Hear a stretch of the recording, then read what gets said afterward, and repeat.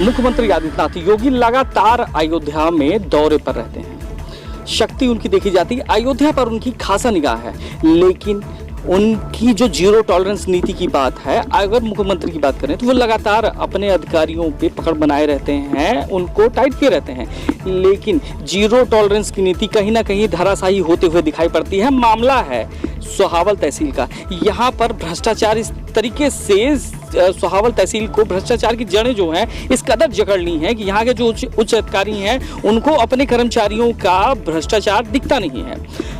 कुछ दिन पहले ही एक मामला संज्ञान में आया था, जहां पर एक उन्हीं के कर्मचारी की जो सर के बाल थे उनका मुंडन करा दिया गया और बाद में उसकी डेथ भी हो गई। उसको लेकर के एसडीएम साहब का तबादला हो गया था, लेकिन फिर कुछ ही दिनों बाद क्या कारण था, ऐसा कि कौन सी मजबूरी थी कि तबादला होने के बाद फिर से एसडीएम साहब फिर से अपने वही पद पे आकर बैठ गए और यहाँ पर फिर से भ्रष्टाचार की अगर बात की जाए तो चरम पर है। अभी लेखपाल का घूस लेते हुए वीडियो जो वायरल हो रहा है, आज हमारे साथ पीड़ित परिवार जो है वो मौजूद है। हम इनसे बात करेंगे कि क्या कुछ इनकी जुबानी जानेंगे कि क्या कुछ मामला था, किसको लेकर के।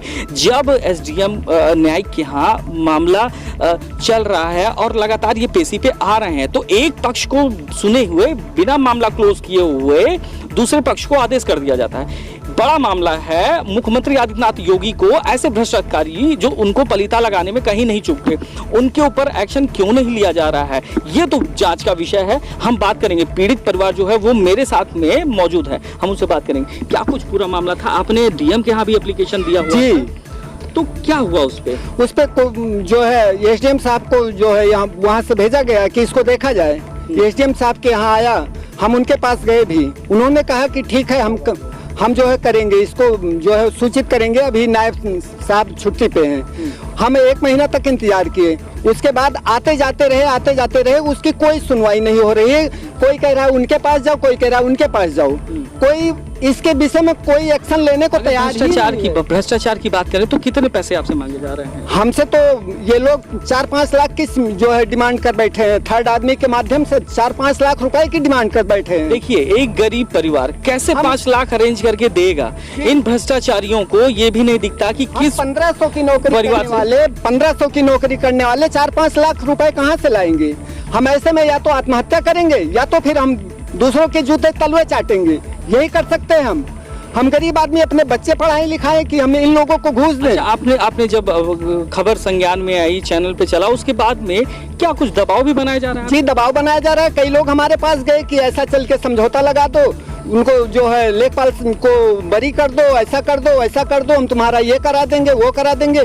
कोई इसमें उसके बाद जो है केवल हमसे लेखपाल के प्रति जो है सहानुभूति पैदा करने के लिए हमें बुलाया जा रहा है और हमारा कोई कार्य आगे नहीं बढ़ा। लेखपाल महोदय तो वीडियो में साफ साफ दिख रहे हैं कि किस तरीके से घूसखोरी कर रहे हैं, पैसा ले रहे हैं। एक गरीब से आकर उन्होंने इस तरीके से घूसखोरी की है, उसको लेकर के क्या कहेंगे? शासन से क्या गुहार है? शासन से केवल हम एक ही आग्रह करेंगे कि इनके प्रति सख्त से सख्त कार्रवाई की जाए और जो भी इसमें हमारे मैटर में जो भी इन्वॉल्व है उनके प्रति जो है कड़ाई की जाए।